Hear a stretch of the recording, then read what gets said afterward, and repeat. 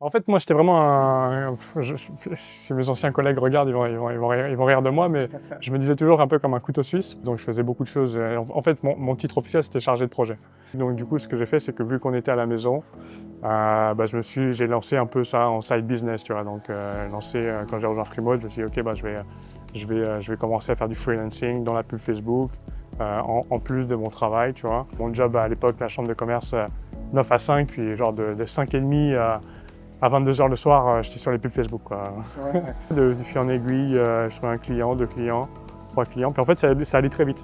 À partir du moment où ça fait vraiment effet boule de neige. Les freelances, au bout de 2-3 ans en général où ça fonctionne bien, tu te dis ok, je mets toute mon énergie pour des clients, c'est cool, ils me payent, mais tu vois, qu'est-ce que je peux construire à moi, quoi. Pour moi, il y a un peu deux types de nomades, quoi. Il y a les nomades genre lifestyle 100%, qui eux, tu vois, ils essaient de gagner le moins possible, limite pour pouvoir vivre et kiffer, tu vois. Donc, bon, s'arranger pour travailler 2 heures par jour, puis le reste de la journée, ils surfent et ils font la fête, tu vois, et ça leur va. Et les deuxièmes nomades, pour moi, c'est plus nomades ambitieux, où tu es nomade et tout ça, mais tu veux pouvoir te payer des meilleurs logements, des trucs, des expériences un peu plus cool, et du coup, mettre un peu plus ce focus sur le business. Mais je pense que c'est la différence entre être freelance et être entrepreneur, tu vois. Comme à un moment donné, ou pas, mais tu as ce shift où, bon, je veux pas juste être freelance, je veux devenir vraiment comme un vrai entrepreneur, tu vois. Ouais. Et créer des choses, créer des process. C'est ça, quand je dis créer ton empire, là, c'est vraiment créer des tentacules un peu, là, comme une pieuvre, là. Ou un tentacule où tu peux attirer des clients presque en automatique. Salut Antoine. Salut, C'est Ambroise. ça alors que ça fait une demi-heure qu'on est en train d'installer le matos là. Comment ça va aujourd'hui? Ça va, toi? Ça va, mieux. Petite crève ces derniers jours, mais bon. J'imagine, hein. C'est ça. Bah écoute Antoine, content de te retrouver ici. Je dis ça, mais ça fait un mois pratiquement qu'on est à Playa ensemble. Ouais, c'est vrai, c'est vrai. Et je voulais prendre l'occasion de tourner cette interview avec toi parce que on se connaît depuis longtemps. Depuis 2020, je pense.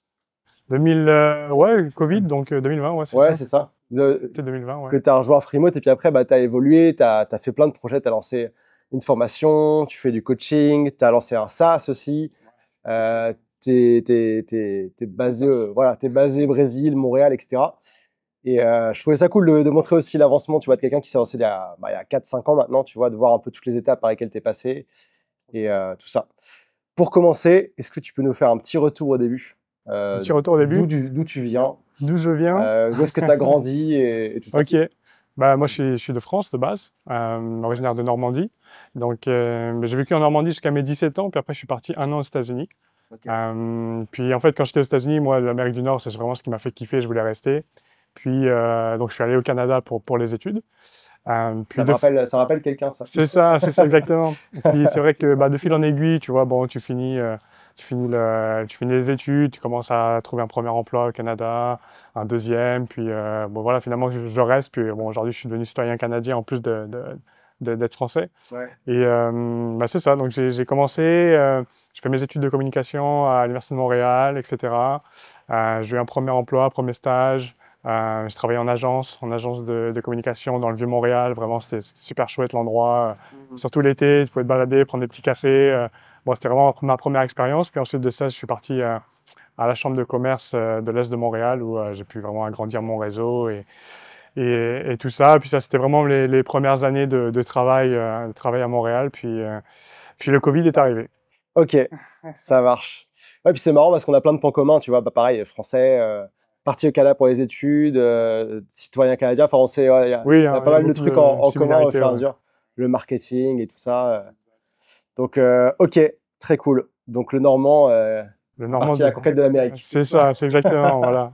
On a refait l'histoire. Et du coup, tu nous as partagé un petit peu ton parcours, ton début de parcours en marketing communication. C'est ça, ouais. Tu faisais quoi dans tes emplois, dans l'agence et puis pour la chambre de commerce? En fait, moi, j'étais vraiment si mes anciens collègues regardent, ils vont rire de moi, mais je me disais toujours un peu comme un couteau suisse. Ouais. Parce que c'est vrai que je faisais... Alors que t'es normand. Alors que je suis normand, mais j'ai un peu de partie suisse quand même Ok. dans l'héritage. Mais oui, en fait, j'étais un vrai couteau suisse, donc je faisais beaucoup de choses. En fait, mon titre officiel, c'était chargé de projet. Donc, chargé de projet, ça englobe plein de trucs. Donc, je m'occupais de la newsletter, je m'occupais des réseaux sociaux organiques, Ok. je faisais des événements. Donc je préparais des événements, que ce soit autant pour l'agence que pour la chambre de commerce. Des événements physiques? Des événements physiques, ouais. Pour l'agence, on a eu genre 2 gros événements. Puis pour la chambre de commerce, j'avais des événements pratiquement tous les mois organisés, etc. Là. Puis je faisais évidemment de la publicité Facebook pour ces événements. C'est une des raisons principales pourquoi j'ai été recruté à la chambre de commerce, parce qu'ils avaient besoin de quelqu'un pour promouvoir les événements et notamment faire de la publicité Facebook. Et ce n'était pas une compétence qu'ils avaient à l'interne. Ouais. Bon, entre autres, hein, je pense qu'il y avait aussi d'autres critères, mais je sais que c'était un critère aussi qu'ils avaient marqué quand j'avais fait l'entrevue avec eux. Ok. Ouais, c'est vraiment un peu touche à tout, tout ce qui était communication, marketing. J'ai fait un peu de SEO aussi quand quand je faisais un stage, donc rédaction d'articles, que ce soit pour notre blog et aussi faire de la création de backlinks, etc. J'écrivais des articles pour d'autres sites web pour qu'ils renvoient sur le nôtre. Donc tu vois, j'ai vraiment un peu touché un petit peu à tout, SEO, SEM, gestion d'événements, etc. Donc bon. J'étais un vrai couteau suisse. Je vois. Et du coup, là, donc, tu étais à Montréal, tu avais tes boulots et tout ça, puis là, le Covid se passe. Ouais. Et déjà, je pense que déjà avant ça, tu as toujours bien aimé voyager, explorer. Ouais, en fait, tu vas partir aux US quand tu es au lycée, le Canada. Et... Ouais, j'ai toujours eu l'âme d'un aventurier de toute façon. Moi, j'ai toujours voulu explorer un peu. Voilà, moi, les États-Unis à l'époque, quand j'étais ado, comme beaucoup, ça me faisait rêver. Ouais. Tu sais, voilà, tu regardais les émissions là, américaines, Texas Walker, tu vois, genre, tu disais, OK, je vais être comme lui. Ouais. Bon, voilà, tu sais, c'est toujours un truc qui fait un peu rêver pour nous, les Européens. Puis, généralement, ce que je me suis aperçu, c'est que tu as toujours l'impression que l'herbe est toujours plus verte de l'autre côté. Les Américains, ils adorent l'Europe, et les Européens, on adore les États-Unis, ou en tout cas le côté américain. Mais ouais, c'est ça mon parcours. Puis je me souviens plus c'était quoi la question, mais Ouais, ah oui, le Covid, le voyage. Ouais, le voyage et. Ouais, bah c'est ça. Donc c'est vrai que finalement j'ai vécu, immigré dans 3 pays avant même de devenir nomade, etc. Juste avant que le Covid arrive, en fait, je revenais du carnaval de Rio. Donc ouais, super moment. Donc c'était en été fin février. C'est le carnaval de Rio en 2020. Et puis c'est vrai que je suis revenu au Canada, retour au métro boulot dodo. Classique, dans l'hiver, ouais, c'est violent. Rio, Montréal, en février, c'est pas facile. Ouais, c'est assez violent comme contraste. Ouais. Puis je pense que c'est à peine 2 semaines que je suis revenu. Lockdown, en tout cas au Canada, là, je pense que c'était un peu partout pareil, mais lockdown, genre tout le monde à la maison. Ouais, c'est ça. Donc ça a été comme, ah ouais, ok. Mais ouais, mais j'avais toujours eu. C'est vrai que moi, ça faisait quand même un petit moment que j'étais au Canada. Donc on parle de 2020, je suis arrivé en décembre 2011, si je dis pas de bêtises. Décembre 2011, donc ça faisait 9-10 ans déjà.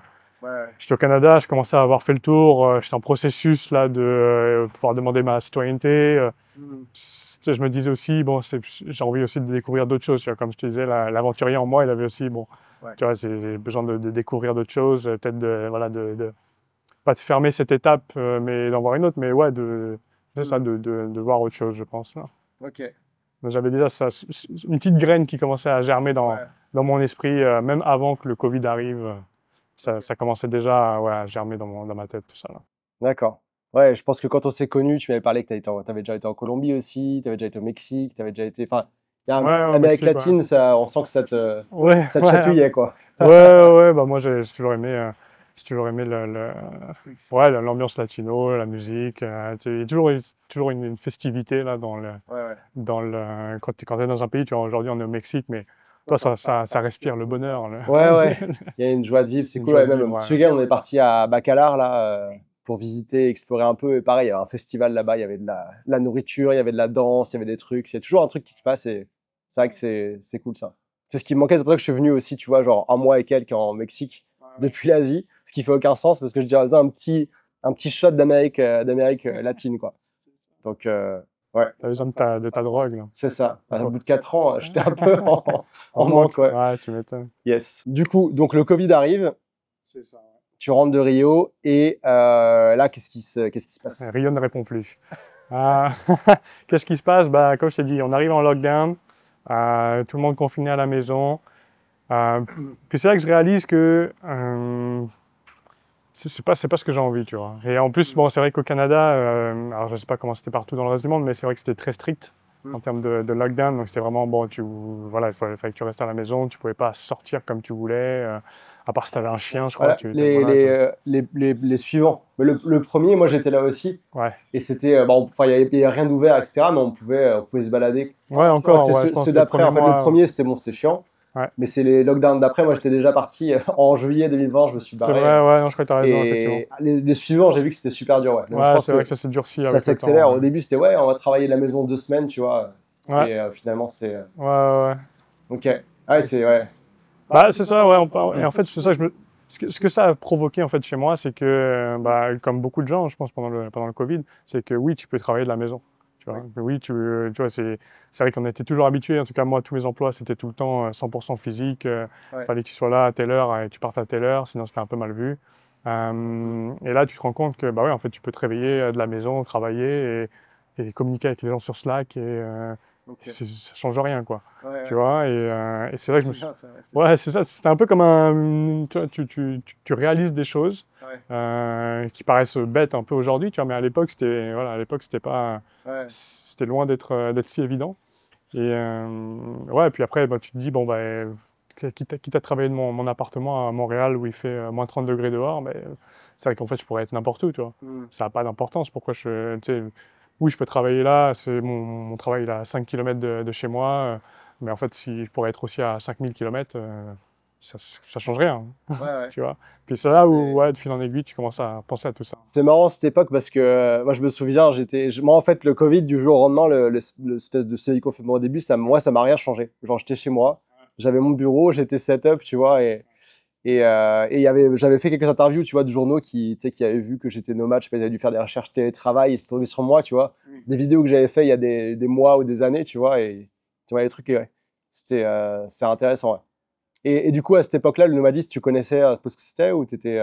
Ouais, alors j'avais une vague idée, tu vois. Je pense que c'était pas encore très clair pour moi, c'était quoi. Ok. Parce que comme je te disais, moi à l'époque... Est-ce que c'est clair maintenant? Oh, maintenant c'est clair.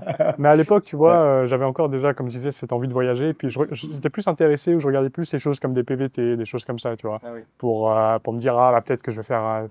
finalement, ce qu'il me faut, c'est peut-être faire un break d'un an et faire un PVT pour aller au Brésil, par exemple. Des choses comme ça, tu vois. Donc c'était plus ça, moi, dans ma tête, avant le Covid et tout le remote work qui est arrivé. Maintenant, oui, maintenant c'est beaucoup plus clair ce qu'est le nomadisme. Ok. Et je pense que c'est arrivé aussi avec la culture Covid où les gens ont travaillé de la maison et les gens ont pu aussi sortir de chez eux, sortir dans d'autres pays, travailler d'autres pays, ou même pas forcément d'autres pays, mais dans un autre endroit. Tu vois, tu peux faire, si tu es en France, tu habites à Paris, tu peux aller dans le sud une semaine, ça gêne personne, tu vois, si tu es là sur tes heures de travail. C'est clair. Donc, ouais, c'est venu petit à petit, je pense. Petit à petit, je commençais à me renseigner un peu plus et tout ça, quoi. Ok. Et j'aimerais bien que tu nous racontes l'histoire de comment on est rentré en contact. Ouais. Parce que jusqu'à ce jour, c'est genre le truc le plus improbable que j'ai entendu dans les histoires du freelance. Ouais, c'était vraiment random. Non, mais en fait, je pense que c'était sur Insta, tu vois. Ouais. Et vu que toi, tu publies quand même beaucoup, tu vois, sur Insta, et même déjà à l'époque. Et je tombe, en fait, je sais pas, je sais même plus comment ni pourquoi, mais je tombe sur je tombe sur les stories tu sais, du Mont-Royal, là. Donc, le Mont-Royal, c'est la montagne, là, à Montréal, où, voilà, les gens, généralement, ils vont marcher, ils vont courir, bon, ils sortent un peu. Puis je tombe sur une de tes stories où tu es là et tu parles un peu, justement, de nomadisme, tu dis, ah, je suis en train de vendre toutes mes affaires, je pars en voyage, enfin, voilà, je vais travailler en voyageant, etc. Puis là, je dis, ok, mais bon, c'est qui ce gars? Puis en plus, c'est vrai que c'est ça, c'est qui ce fou? Puis en plus, ce qui est marrant, c'est que j'étais vraiment enfin, c'est arrivé au bon moment, tu vois, comme timing is everything, on dit là. Et c'est vrai que le timing était parfait parce que j'étais déjà, moi, depuis quelques temps dans cette réflexion de, tu sais, comment faire pour voyager tout en travaillant, ou, tu sais, voilà, pouvoir avoir une activité ou, voilà, pas faire un PVT où je suis obligé de vivre sur mes économies ou devenir serveur et être mal payé dans un pays que je connais pas. Tu vois, on a fait une interview là-dessus, là, justement, Ouais, qui est sortie de... Ouais. c'est ça, tu vois. Donc, et je me suis dit, bon, ouais, il y a d'autres façons, tu vois. Puis là, j'ai compris, enfin, en t'écoutant, etc. Puis tu sais, je me suis dit, ok, intéressant. Puis je suis allé sur ton profil, bon, j'ai regardé 2-3 vidéos. Puis là, j'ai commencé à te suivre.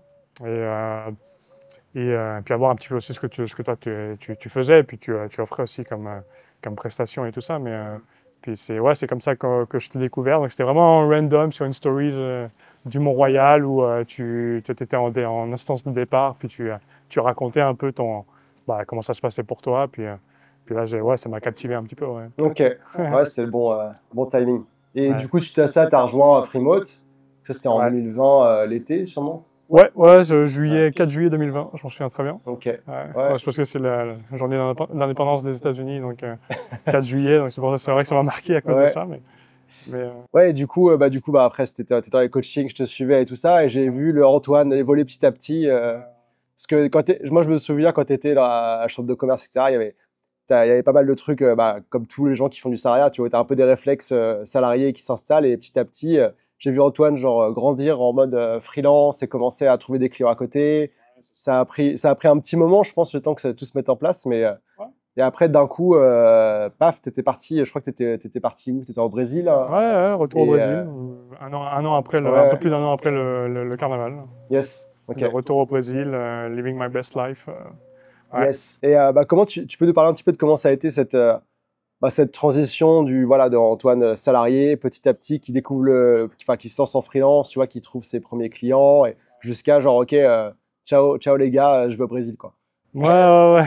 Bah, première chose, c'est que, toi, je disais dans mon travail, enfin tous les travaux que j'ai fait là, j'étais vraiment un couteau suisse. Et la première chose que je me suis aperçu, c'est que moi, ce que j'aimais dans ça, enfin, c'est vraiment, j'aimais beaucoup la publicité Facebook, tu vois. Ouais. Donc, tu vois, pour moi, c'était une évidence si je devais me lancer en freelance ou avoir une expertise, et je voudrais faire ça là-dedans, tu vois. Ok. Là-dedans, parce qu'en plus, c'est une compétence qui est, je vais pas dire facilement monétisable, mais si tu veux, tu gères de l'argent pour des clients, tu leur rapportes de l'argent pour des clients. Ouais. C'est assez, pour être un travailleur autonome, freelance, je trouve que une bonne façon de se vendre, tu vois. Parce que tu peux prouver ton ROI, enfin, les résultats que tu donnes, quoi. C'est ça, de mois Contrairement à après un mois. designer ou autre, Exact. Donc de mois après mois, je me dis, bah écoute, tu dis aux clients, on a dépensé tant, on a généré tant. Ouais. Et puis ça se passe comme ça, même aujourd'hui avec mes clients. Là, des fois, je, je leur dis juste combien on a fait le mois dernier. Ils me disent, super, continue comme ça. Tu vois, il y a des clients, ça fait peut-être 2 ans que je leur ai pas parlé en vidéo parce que, Ouais. en fait, bon, tu vois, ils sont contents des résultats. Puis ils font juste, bon, keep doing what you're doing, tu vois. Donc c'est vrai que moi, j'avais cette compétence-là et que je voulais vraiment creuser. Et c'est vrai que donc, du coup, ce que j'ai fait, c'est que vu qu'on était à la maison, bah, j'ai lancé un peu ça en side business, tu vois. Donc, quand j'ai rejoint Freemode, je me suis dit, OK, bah, je vais commencer à faire du freelancing dans la pub Facebook, en plus de mon travail, tu vois. Ça a commencé un peu comme ça, puis ouais, ça a pris 2-3 mois déjà que je passe un peu à travers bah, la formation Freemode. J'ai eu un premier client, c'était un ami à moi. Alors, c'est pas pour de la pub Facebook, c'était pour un site web. Mais à l'époque, ouais, c'est ça. Et puis à l'époque, j'avais fait mon site web aussi personnel. Donc, j'étais capable de le faire, tu vois. Donc, j'ai pris ça. Ouais. Puis après, ouais, de fil en aiguille, je trouvais un client, 2 clients, 3 clients. Puis en fait, ça allait très vite. À partir du moment où ça fait vraiment effet boule de neige, tu vois. À partir du moment où j'ai eu mes premières missions vraiment de Facebook Ads, bah, j'ai rapidement été booké, enfin, surbooké. Là, à un moment, j'étais, je pense, tu vois, en décembre, janvier de la même année, là, donc décembre 2020, janvier. Je travaillais dans mon job actuel, enfin mon job à l'époque, la chambre de commerce, 9 à 5, puis genre de 5h30 à 22h le soir, j'étais sur les pubs Facebook, quoi. Ouais. Donc après, on était à la maison, il n'y avait rien à faire de spécial, c'est l'hiver Ouais. au Canada, donc, mais j'ai fait ça peut-être pendant 1 mois et demi, 2 mois, puis là, après, j'ai dit, bon, ok, c'est le moment Ok. c'est le moment de stopper, d'arrêter avec la chambre. Puis en fait, on avait un gros événement qui s'en venait aussi avec la chambre de commerce, que je voulais pas laisser comme ça, tu vois. C'est Finir ta mission. Ouais, voilà, exactement. C'est un de nos plus gros événements. Donc, j'ai attendu, tu vois, que l'événement passe. Et je pense que c'est le jour même, après l'événement, que j'ai annoncé ma démission, là. Ok. Donc voilà, j'ai grind jusqu'au bout, là. C'est bien. Ouais, en termes de clients, ça allait vite. Pour moi, quand tu commences à trouver enfin, le premier, tu as été jusqu'au bout du process, tu sais comment ça marche. Si tu sais les satisfaire, après, ça va vite.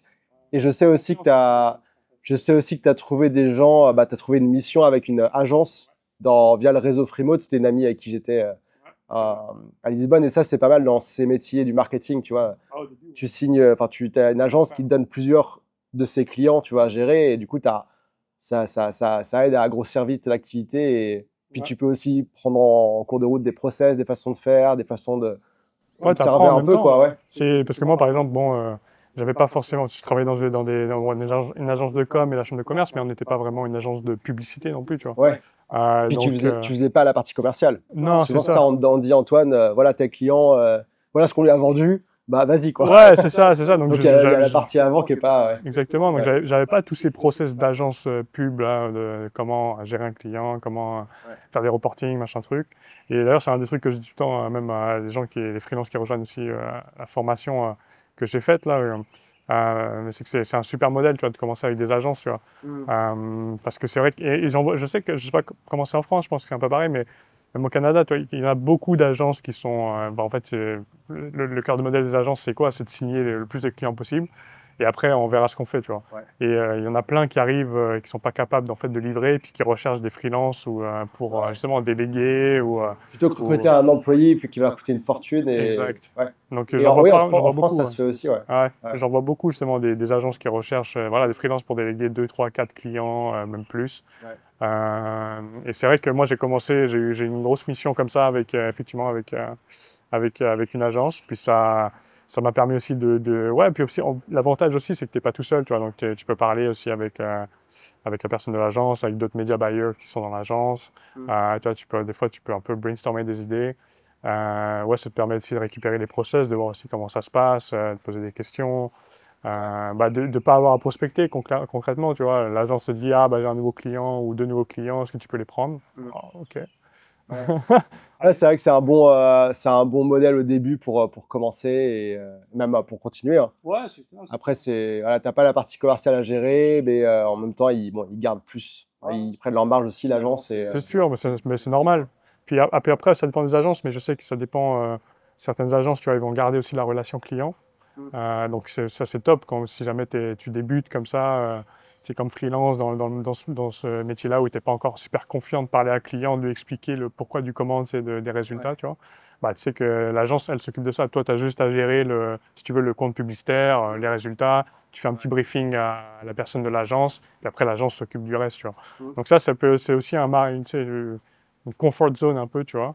Mais ça dépend des agences. Je sais qu'il y en a qui vont, ils te délèguent tout. Il y en a qui vont plutôt tu sais, garder un peu cette partie relationnelle avec le client parce que c'est leur image aussi, tu vois. Ouais. Ils veulent bien te déléguer le compte, mais garder quand même la relation client pour que ça fasse un peu Ouais. plus, tu vois, un peu plus pro, là. Donc ça, c'est Ok. un vrai avantage. Pas de prospection, pas de relation client. Tu fais juste gérer des pubs donc c'est vrai que c'était exceptionnel. Quand tu te lances, c'est exceptionnel. Ouais, ouais. C'est un truc qu'on recommande aussi dans Freemode pour dans les mises à jour qu'on a faites au fur et à mesure, dans les métiers plus marketing où il y a des agences ou même créatifs aussi, tu vois. En plus, il y a beaucoup de personnes dans ces domaines-là qui ont travaillé en agence, donc ils connaissent déjà un peu comment se vendre. C'est top. Et du coup, donc ton activité freelance donc c'était lancé, c'était parti. Toi, t'es parti au Brésil. Enfin, t'as commencé ta vie vraiment nomade. Je sais qu'il y avait eu des petits, bah, t'avais déjà voyagé. Et puis, je me souviens aussi, vous aviez été à Puerto Vallarta, où j'avais déjà été. On Ouais. avait échangé aussi à ce moment-là. Ouais. Euh, Ouais, et c'était ouais, pendant la période de Noël, de décembre-janvier, là où je. ouais. Et je me souviens même que quand j'étais moi au Mexique il y a 4 ans, je me souviens que je faisais un lancement de Freemote en janvier 2021, un truc comme ça. Et on avait fait un live ensemble. Et toi, tu étais au Canada et tu allais partir au Brésil, tu vois, dans pas longtemps. Et je me souviens, j'étais à Tulum. Fallait qu'on check out. Et moi, j'ai dit, non, non, j'ai un live à faire avec Antoine pour le lancement et tout. Donc, j'ai des souvenirs de ça. Et maintenant, on est au Mexique ensemble, tu vois. Ouais. C'est marrant. Et ouais, donc tu es parti au Brésil. Et après, du coup, raconte-nous un petit peu ton évolution maintenant que tu étais indépendant et nomade. Comment ça a évolué en termes de projet pro et nomadisme. Ouais. Bah alors, Peut-être on va faire un à la fois, là, je t'en demande beaucoup. ouais, c'est ça. Hein. Peut-être déjà en termes de nomadisme, de voyage, ça a été quoi tes destinations? Comment ça s'est structuré, hein. Comment ça a été cette transition à genre Antoine qui habite à Montréal, à Antoine qui est au Brésil, qui est en Asie, Ok, qui voyage, oui, en parce que c'est Europe? vrai que sur les dernières années, j'ai pas mal bougé, là. Ouais. Mais c'est vrai que bah, ça a commencé avec le Brésil, parce que moi, c'était l'endroit qui me faisait le plus kiffer, là. Puis ma copine est brésilienne, donc ça aide aussi. Mm. Puis ensuite de ça, bah, je pense qu'on est arrivé en France aussi. C'est bête, mais pour nous qui étaient basés au Canada, la France, généralement, là où tu as les parents, la famille, etc., bah, on n'y passe pas tant de temps que ça, tu vois, dans l'année. Parce que t'as pas beaucoup de vacances. Parce que tu n'as pas beaucoup de vacances, donc quand tu vas pas revenir forcément tout le temps en France, puis quand tu reviens, c'est pour une semaine, 10 jours. Donc là, ça fait plaisir de pouvoir voilà, revenir en France et pouvoir passer un mois ou deux, je sais plus combien, ouais, un truc comme ça. Un mois et demi en France, tu vois, avec la famille et pouvoir profiter un peu plus qu'une semaine de vacances où il faut courir après tout le monde pour voir tout le monde, là. Puis après, ouais, en fait, on a suivi un peu je crois qu'on est arrivé au Portugal ensuite de ça. Porto, on a fait un mois à Porto, ensuite un mois à Lisbonne. Ah ouais, Oui, c'était là où on s'est vu. Puis après, nous, personnellement, on avait prévu plutôt de revenir en Amérique du Sud, mais en fait, on a suivi un peu le groupe, tu vois. Je pense qu'on a rencontré justement d'autres nomades à Lisbonne, dont toi. Puis il y avait déjà un petit groupe qui se préparait pour aller en Asie. Ouais. Donc c'est vrai que nous, on s'est dit, OK, bon, bah, vas-y, on fait ça, on va en Asie aussi. On verra comment ça se passe. Puis on a fait un petit détour par l'Égypte pendant un mois. Oui, c'était quelque chose l'Égypte là comme nomade. Je ne recommanderais pas forcément comme nomade, mais comme touriste c'est pas mal. Mais c'est vrai que comme nomade c'était assez. Mais bon, c'était à l'époque où le Covid, où il y avait pas, tous les pays n'étaient pas ouverts non plus, tu vois. Donc Ouais. c'est ça aussi. Il fallait aussi choisir où tu vas, indépendamment de qu'est-ce qui était ouvert, où c'est que tu pouvais aller, et que c'était pas trop compliqué non plus. Donc puis ouais, après ça a été le tour de l'Asie.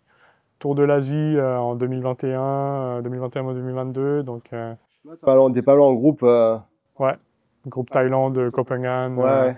tout ça. Un groupe d'amis, enfin, communauté un peu nomade, entrepreneurs que je connaissais. Puis il y en avait beaucoup qui étaient à Lisbonne. En fait, c'est avec le Covid aussi que ça s'est créé parce qu'il y avait des endroits, il y avait quelques endroits qui étaient ouverts. Genre, fin 2020, il y avait le Portugal. Donc, on était plusieurs là-bas. On s'est dit, OK, après, on va au Mexique. Après, on était tous au Mexique. Après, on était, OK, on va aller en Asie l'hiver prochain. Et ça s'est fait comme ça. Et ouais, c'était cool cette période-là. Pour moi, c'était le Golden Age. Ouais, ouais, Tu c'est vois, vrai, c'est c'était vrai. l'âge d'or. Enfin, Il n'y avait pas de parce touristes. qu'il n'y avait pas de touristes, c'était vraiment genre, c'était lunaire, quoi, l'expérience qu'on avait. Les prix étaient, bon, vu qu'il n'y avait pas de touristes, les prix des hôtels, c'était extrêmement bas. Enfin, c'était vraiment. Je pense qu'il n'y a rien qui battra ça aujourd'hui. Puis aujourd'hui, tout c'est beaucoup plus démocratisé aussi, le travail en ligne, etc. Donc, c'est plus compliqué de trouver des endroits un peu plus où tu es un peu plus solo à ce niveau-là. Mais bon, après, c'est toujours très cool. Hein, mais mais c'est vrai que cette époque-là, c'était assez spécial. Ouais. Pour moi, la différence, c'est que, bah oui, il y a plus de monde qui peut travailler en ligne, mais il y a aussi beaucoup de boîtes qu'on dit aux gens, bah maintenant, vous revenez au bureau et c'est un Aussi, gros sujet en France et aux US, en Canada en ce moment, là. Ouais. Mais ouais, c'est aussi pour moi, en fait, c'est même, moi, tu vois, j'étais ici au Mexique en 2021 et en fait, il y avait juste les locaux, les expats et les nomades. Il n'y avait pas la partie touriste. En fait, pour moi, c'est la partie touriste qui pourrit tout, quoi. Enfin, qui, entre guillemets, oui, enfin, je vois ce que tu veux dire. ouais, qui altère un peu l'expérience et qui fait que c'est moins authentique, moins peuplé aussi, parce que Un peuplé, qui se plus fait monter les cher. prix. Ouais, c'est ça. T'as tous les vendeurs qui essaient de te scammer qui sont là parce qu'ils savent qu'il y a des touristes. Mais quand t'es pas touriste, bah, tu sais, ouais, c'est pas la même chose, tu vois. Tu les connais, tu vois, ils te voient tous les jours, là, ils essaient de te vendre un truc, au bout d'un moment, ils font, attends, mais lui, ça fait 3 semaines que je le vois, là. Ouais, c'est ça. C'est bizarre. Ouais. Mais, Ouais, c'était une belle époque. On était, on était si je ne me trompe pas, on était à Lisbonne, Copenhague. Après, vous êtes allé à Bangkok, ouais, Chiang Mai. Chiang Mai, Bali. Après, on a tous retrouvé à Bali ensuite. Exactement. Et ouais, c'était cool. Et puis, c'était intéressant parce qu'il y a un peu ce groupe, tu vois, de gens que, moi, les gens que je connaissais dans ligne, des gens, on est déjà voyé ensemble. Et tu vois, des gens que j'ai rencontrés aussi à ce moment-là. Genre, toi, je te connaissais déjà. Tu as déjà vu le premier meet-up Freemote En Montréal, ouais. je sais pas, en juin 2020, un truc comme ça. Ouais. Et tu vois, tu étais là, il y avait Alice, tu vois, des connaissances de Freemote, etc. Et en fait, ça fait un groupe d'amis qui voyagent ensemble, quoi. Et d'amis, les gens commencent à collaborer ensemble sur des missions en plus, tu vois, les trucs. Et ça fait un espèce de des gens de la même vibe aussi, tu vois. Ouais. C'est vrai que vu qu'on est un peu des aliens, et tu vois, c'est cool d'être avec d'autres gens surtout, tu sais, pour tes proches ou tes amis là, qui te connaissent depuis longtemps, tu vois. Ouais. Et puis là, tu es vraiment avec d'autres gens qui sont pareils, tu vois, dans leur business, d'essayer de développer, là, je sais pas, d'avoir des nouveaux clients, développer leurs activités en ligne, voyager aussi. Et ça fait du bien, tu vois, de se retrouver dans une petite communauté comme ça où Où, ouais, t'es pas le, Pas le mouton noir du truc. ouais, C'est normal, mais bizarre. ouais, c'est ça, exactement, tu vois. Ok. Donc ça, c'était chouette aussi, tu vois. C'est pour ça que nous, on a bien aimé aussi cette période-là, parce qu'on était, voilà, avec toute la communauté. C'est vrai que depuis, on a beaucoup voyagé un peu plus solo. Tu vois, on a fait beaucoup l'Amérique latine. Bon, après, tu peux rencontrer d'autres nomades. C'est à Medellín, c'est un gros hotspot aussi. Ouais. Mexique aussi, mais Buenos Aires aussi. Mais après, si tu voyages un peu au Brésil, ailleurs, au Pérou, bon, il y a moins de, voilà, moins de Mm. nomades, quoi. Tu es un peu plus C'est solo. ouais, c'est un truc que je trouve dommage, moi. Bah, moi, tu sais, comme j'étais basé à Montréal, puis espagnol, j'avais fait mon échange en Argentine. L'Amérique latine, j'ai été à pas mal d'endroits et tout ça, j'ai encore beaucoup à voir, tu vois. Mais moi, tu vois, je suis enfin, les nomades qui restent qu'en Asie. Ouais, Et on s'adresse à tous ceux du groupe qui nous ouais, marrant. c'est toi, là. Vous ratez quelque chose, les gars. Il faut venir en Amérique latine, Amérique du Sud. Il y a tellement de trucs à voir. Et c'est pour ça que moi, tu vois, je me dis, bah voilà, j'ai envie de venir, tu vois, même si c'est 1 mois et demi, tu vois. Et je vois beaucoup de nomades qui restent qu'en Asie, donc forcément, moi, je les vois, etc. Mais Ah, vous ouais, qui êtes plus en Amérique latine, ce que je comprends aussi, on les voit moins, quoi. ouais, ouais, Et c'est clair. bon, après aussi, c'est s'arranger pour se voir. Par exemple, vous étiez en Europe cet été, il y avait le festival nomade, là, à Bansko. On Ouais, s'en avait parlé, ouais. vous êtes venus. Là, vous parliez de venir. Moi, j'ai dit, OK, je viens. Et vous êtes venus aussi un peu plus tôt Ouais, que ouais, prévu. Donc, exactement. on s'arrange pour s'en retrouver. Mais ouais, Ah ouais, ouais, c'est clair. Bah, si tu connais des personnes sur place, c'est toujours plus chouette, de toute c'est façon. ça. Ouais. Mais ouais, puis on a fait beaucoup, tu vois. C'est avec la première année où on voyageait, on était beaucoup en Asie du Sud-Est, Ouais. donc Thaïlande, Bali, Singapour. Mm. La seconde année, on a fait beaucoup l'Amérique latine, Ouais. Colombie, Brésil, Argentine, Patagonie, Pérou et tout ça. Puis c'est vrai que la troisième année, on s'est un peu challengé, on a été plus en Afrique, Ouais. enfin Afrique du Sud. Donc ouais, Afrique du Sud, l'île Maurice, et ça c'était vraiment chouette. Donc Mm. c'est vrai qu'on a pas mal voyagé un peu sur tous les continents. Ouais. Euh, Vous continuez à explorer plutôt que vous dire, OK, on a trouvé notre truc. ouais, bah Moi, c'était l'idée, ouais. Moi, ça me rend fou des fois encore sur le sujet. Tu vois, des gens, tu sais, moi, je parle de Chiang Mai, que c'est cool, etc.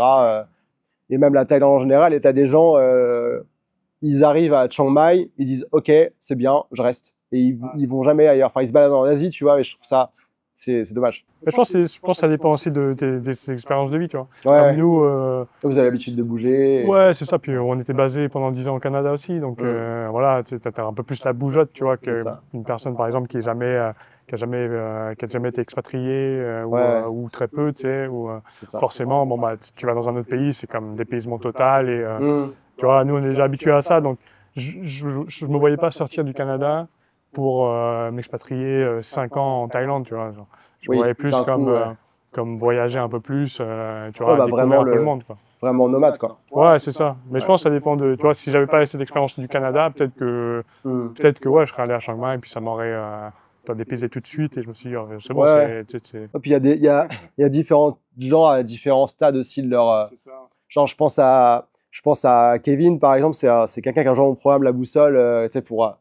Voilà, il avait déjà une activité en ligne, mais c'est ça la partie plus où aller, la logistique de nomade, comment payer le moins cher possible, etc. Enfin, pas payer le moins cher possible, mais avoir un meilleur rapport qualité-prix et tout ça. Et moi, je parlais de Chiang Mai, il dit, OK, c'est validé, c'est pas trop cher, je vais là-bas. Et là, il est là-bas, et là, il grossit son business, tu vois. Et son rêve, maintenant, c'est d'aller au Japon après, par exemple, tu vois. Donc, c'est des étapes, et Je c'est pense vrai que que c'est ça aussi. Je ça peut pense être bien. que c'est un point que tu soulignes assez bien.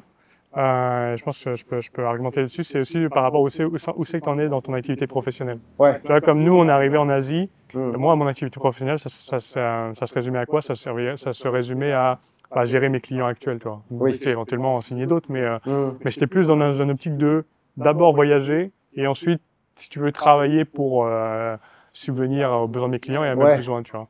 Et à un moment donné, ça a un peu, avec les années, le temps, ça a un peu plus shifté en mode travailler plus sur le business et voyager, c'est comme devenu un peu, pas secondaire, mais tu vois, c'est comme devenu Ouais. enfin, le focus a été plus sur le business. Puis Mm. quand ça C'est devient, un choix aussi, quoi. c'est un choix. Mais quand ça devient plus sur le business, c'est là que être un peu plus posé à un endroit, bah, ça aide parce que franchement pour être productif, parce que si tu voyages toutes les 3 semaines, Ouais, ouais.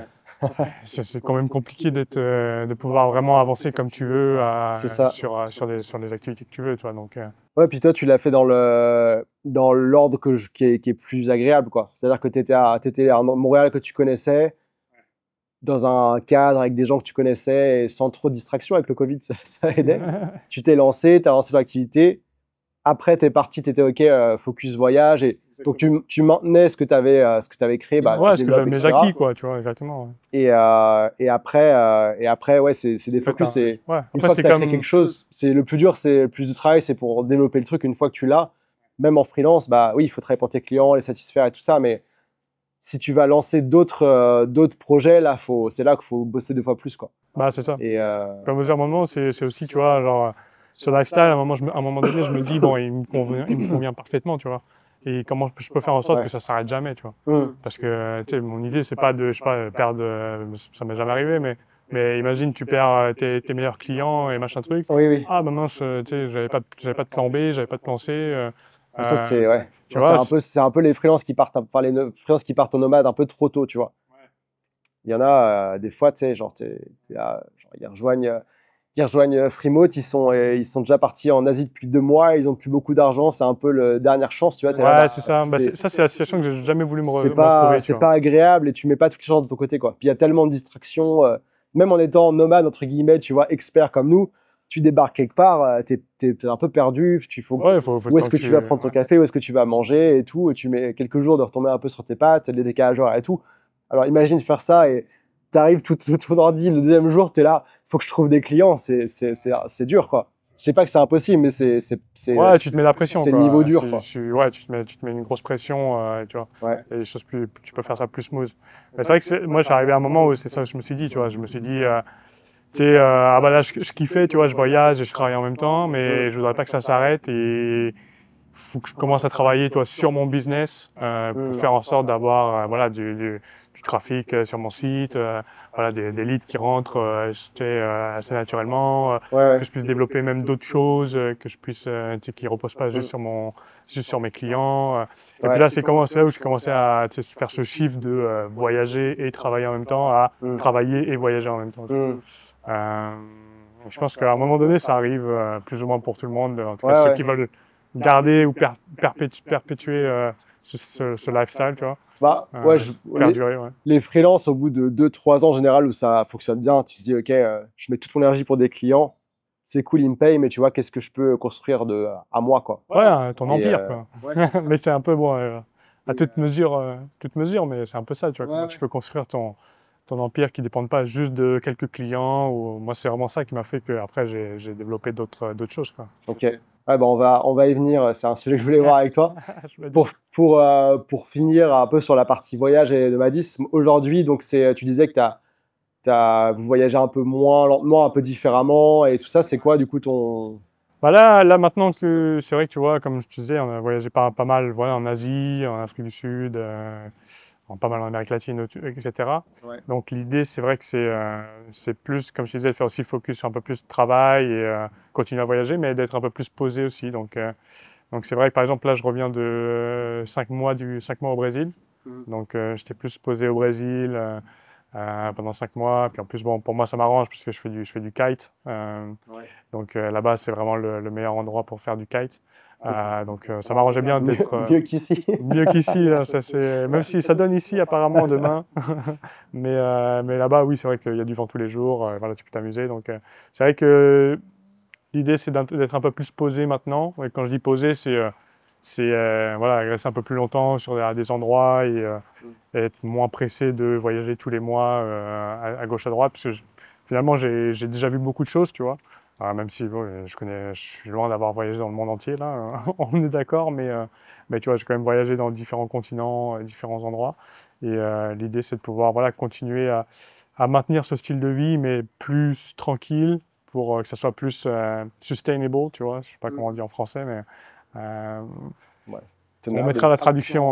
On mettra Ouais, que ce soit tenable sur le long terme, que ce soit ouais, équilibré, voilà, quoi. tenable. C'est exactement que ce soit tenable sur le long terme, parce que c'est vrai que si tu voyages tous les mois pendant 5 ans, tu vois, tu vas être, la première année, ça va le faire, deuxième année aussi, et la troisième, tu vas commencer à fatiguer, quatrième, tu vois. Parce que c'est beaucoup de... Mon amortissage perso. Ouais, mais parce que c'est beaucoup de charge mentale, en fait. Et ça, Ouais. c'est un truc qu'on sait pas ou qu'on s'aperçoit pas quand quand on n'est pas nomade ou qu'on vient de commencer. Ouais. C'est que trouver des Airbnb, trouver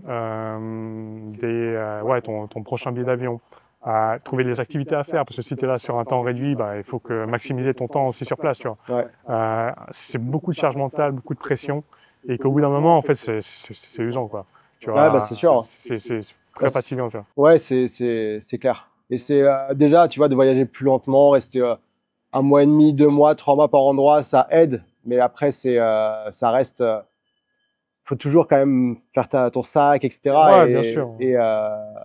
Bon, après, c'est partie du jeu. J'imagine que partie du jeu, ça fait un peu les Oui. gens qui voyagent et qui se plaignent, tu vois. Ouais, les blasés de la vie. Mais là. non, mais il y a un vrai sujet là-dessus. Et, Ah, mais c'est une fatigue, c'est une vraie fatigue. Ouais, c'est comme toi, je pense que tu l'as fait, un burn-out Ouais. du voyage, tu vois, et ça existe. Hein. Moi, premier, au bout d'1 mois de nomade, j'avais déjà fait un burn-out du voyage, que j'étais vraiment à fond et tout. Après, j'en ai refait un autre un peu plus truc. Et c'est ça qui m'a poussé, moi, tu vois, à me baser plus en Thaïlande après quelques années de nomadisme. Ouais, mais c'est vraiment beaucoup de charge mentale. Parce que si Ouais. tu voyages vraiment tous les 3 semaines, tous les mois, ou même plus fréquemment, tu Ouais, vas y arriver pendant un moment, mais au bout d'un moment, c'est usant, tu vois. Ouais, Et au-delà de faire le sac et tout, c'est ouais, de penser à tout ça, qu'est-ce que je dois faire, plus bosser, plus remanier tes relations avec ta famille, tes amis, tes machins, explorer, et trucs, ouais.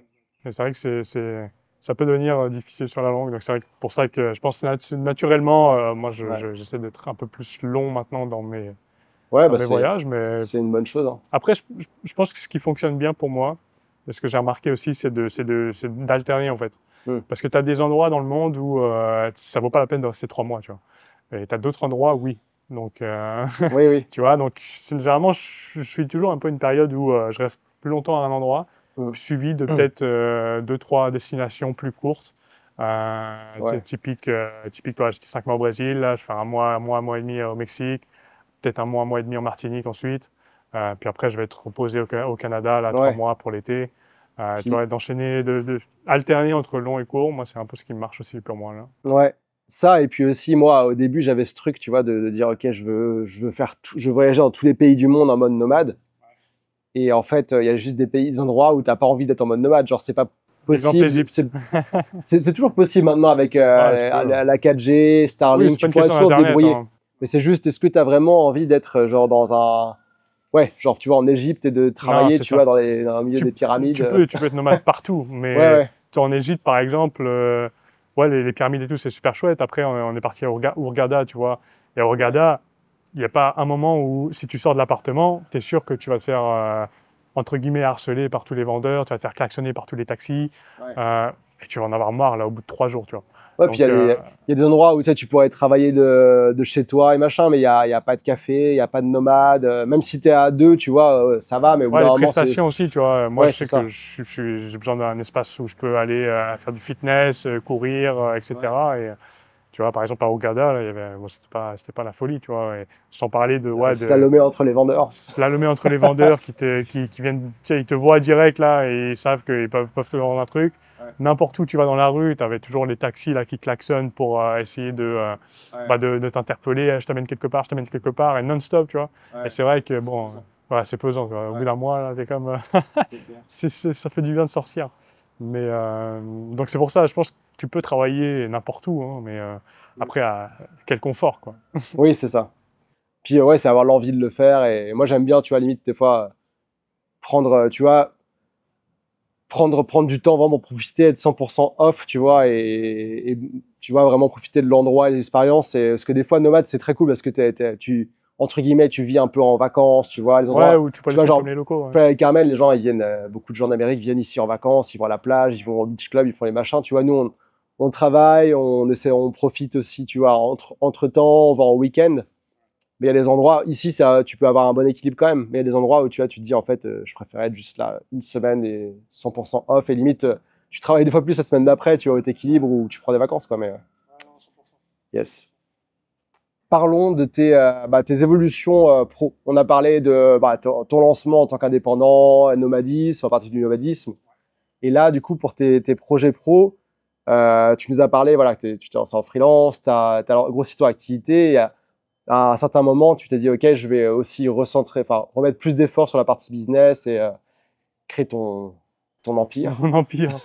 Toutes mesures gardées. Antoine Corporation. Ouais, c'est ça.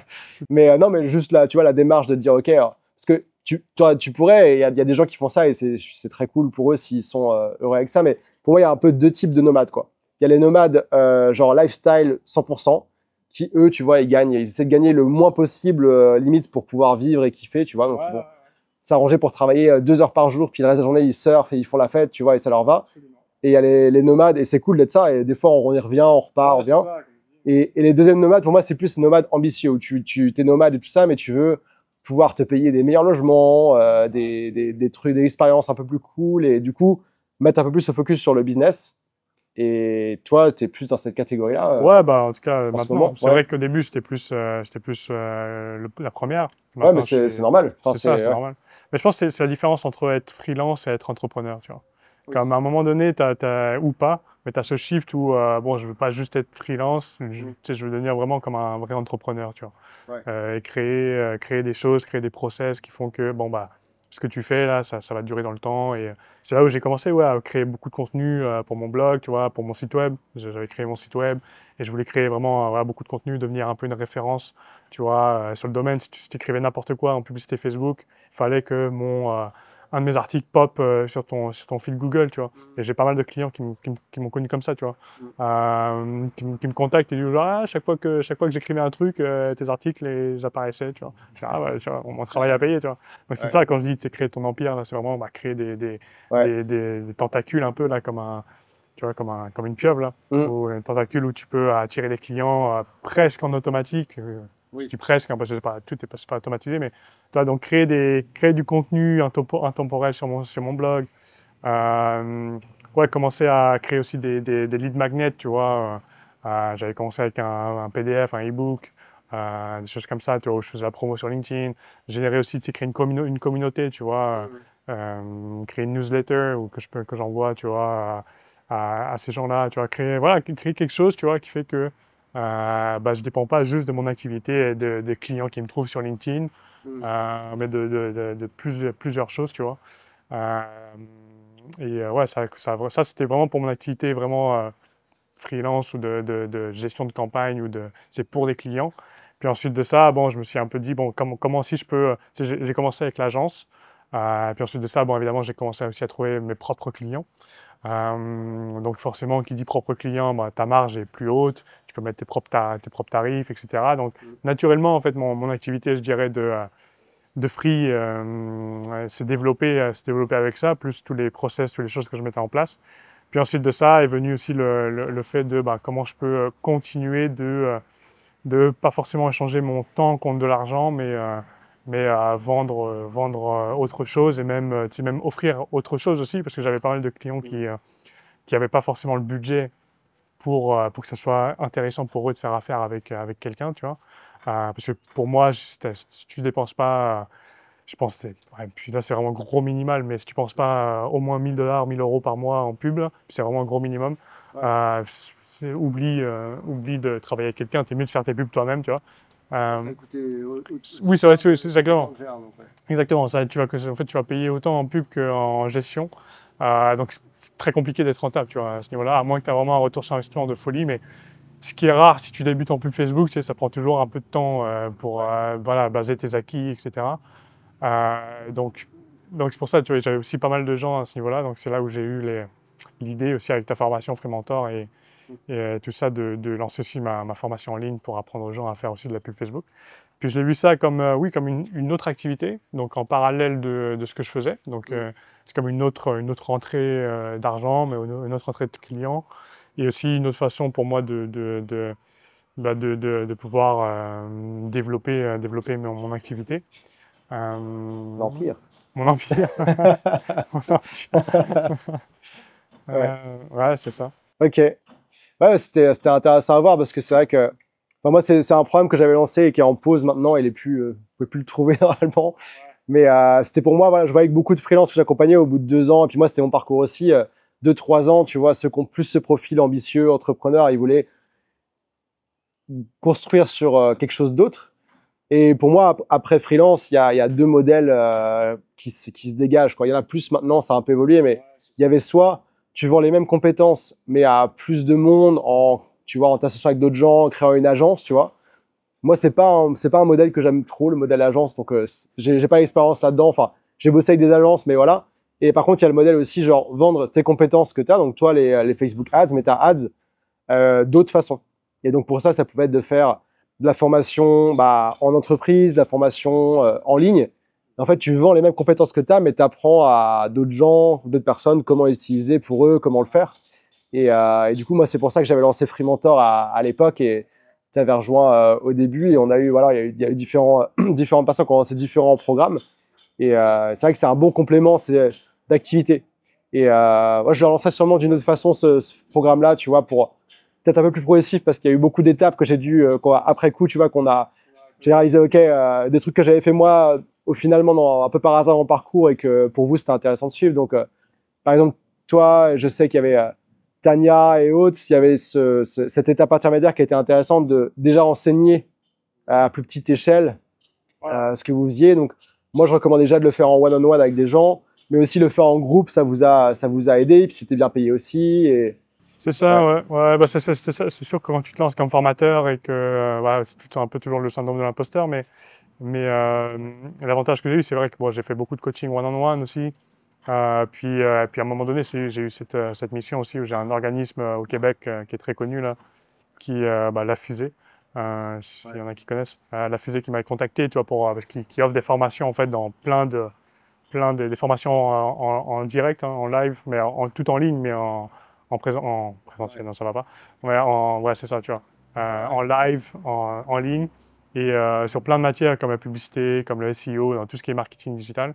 Et tu vois, ils m'avaient contacté pour ce qu'ils recrutaient des experts pour donner leur formation.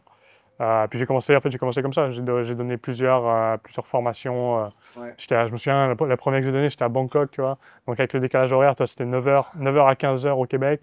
Je pense que j'ai fait ça et c'était 8h du soir jusqu'à 2h du matin. J'ai donné la formation, donc je me suis enfilé quelques Red Bull pour la finir. Et c'est vrai que ça m'a permis aussi de gagner confiance et d'apprendre aussi à enseigner, tu vois, parce que c'est pas quelque chose qui est inné forcément, tu vois. Ouais, c'est vrai, je me suis rendu compte de ça. Et moi, c'était un peu plus, enfin, c'était pas inné non plus, mais j'avais organisé beaucoup d'événements éducatifs, puis c'est moi qui animais le truc. J'avais donné mon cours à HEC, donc pour moi, c'était naturel, mais au final, c'était une étape importante pour toi, Tania. Vous avez donné des formations de ce style-là. Il y en a d'autres qui ont donné des cours en école d'ingénieur, tu vois, dépendamment des domaines, en école de commerce. Et cette étape-là, tu vois, le niveau légitimité, même pour l'activité freelance, ça aide. Et en fait, toutes ces deux activités, quand c'est le même domaine, tu vois, s'entraident et ça, c'est cool. Ouais, ça permet de te jauger aussi, de t'améliorer, tu vois, par rapport à la première fois où j'ai donné parce que c'était toujours un peu la même formation, tu vois, même si c'était en live. Ouais, j'ai fait aussi ça pour un autre organisme, Isarta, qui est un peu dans le même style. Et moi, c'est pareil. Enfin, à chaque fois qu'il faut que je répète un truc plusieurs fois, ça me. C'est pour ça. Au bout d'un moment, ça m'a un peu, quand je l'ai donné 6-7 fois. J'étais comme bon. Ça va. Ça va, hein. Justement, c'est là où je me suis dit, ça pourrait être bien aussi d'avoir. Et si j'enregistrais. Et si j'enregistrais ma propre version, parce qu'en plus, ce que tu t'aperçois aussi, c'est qu'en donnant des formations des autres, c'est qu'il y a il y a toujours des forces et des faiblesses, tu vois. T'es pas forcément d'accord avec tout et t'as peut-être des façons tu vois, il y a comme des trucs, ouais. je me dis, ça c'est bien, mais ça franchement, tu vois, on va vraiment passer dans le détail alors que c'est super important. Ou il y a des trucs genre, ça on n'en parle pas, et pourtant, c'est quand même, tu vois. Donc c'est là où je me suis dit aussi, c'est par rapport à ce qu'il y a sur le marché, de ce que je connais, ce que même j'ai même moi pu enseigner, il y a vraiment aussi des choses à améliorer, tu vois. Que je suis sûr que je peux faire, tu vois. J'essaie de réunir un peu tout ça et d'écrire aussi ma propre formation. C'est aussi l'idée, c'est d'améliorer aussi les connaissances qu'on peut avoir, qu'il peut y avoir, tu sais, en termes de formation sur le marché. Parce que bon, c'est sûr que des formations en Facebook Ads, il y en a plein, mais il y en a plein. Ça dépend après, elles sont toutes leurs spécificités, tu vois, mais il y a tout ton angle, tu vois. Et pour en avoir moi-même suivi déjà des formations à Facebook Ads, j'en ai déjà acheté quelques-unes. J'en ai donné aussi quelques-unes.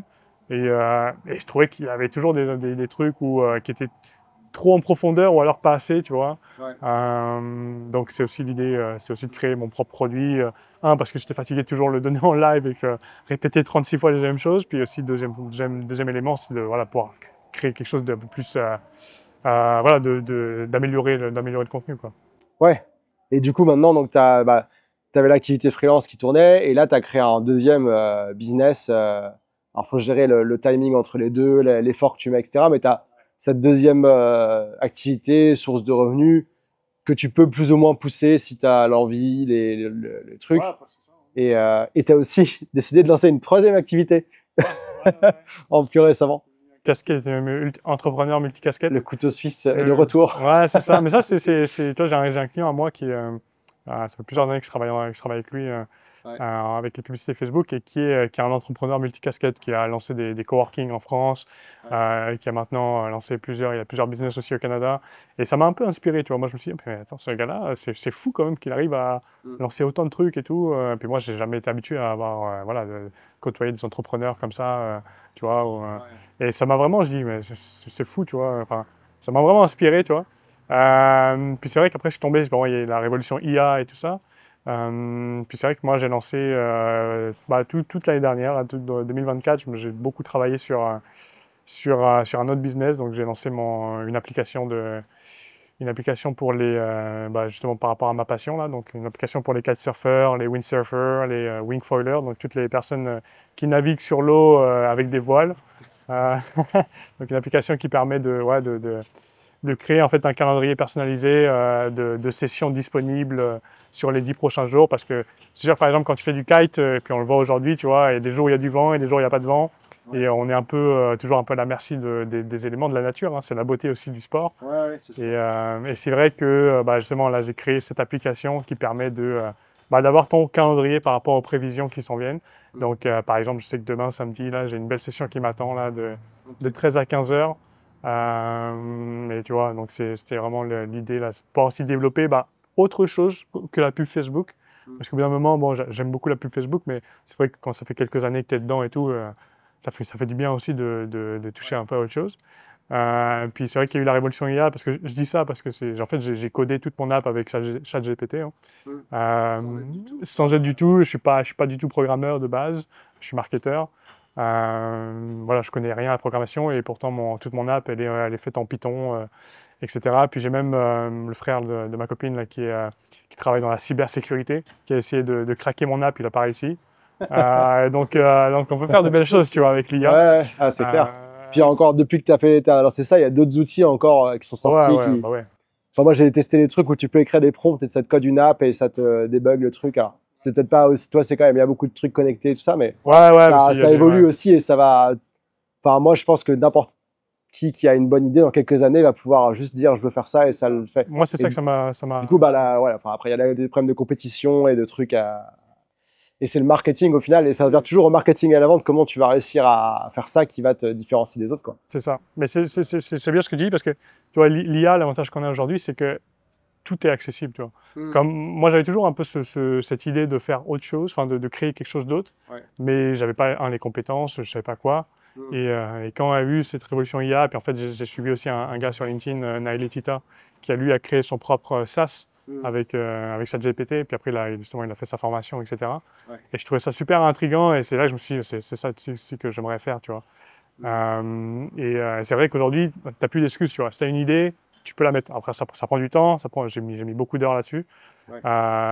Mais tout est possible, tu vois. Tout est possible, et tu peux créer n'importe quoi avec l'IA. Puis forcément aussi, tu apprends, hein, au fur et à mesure. Maintenant, je serais presque capable de coder sans l'IA.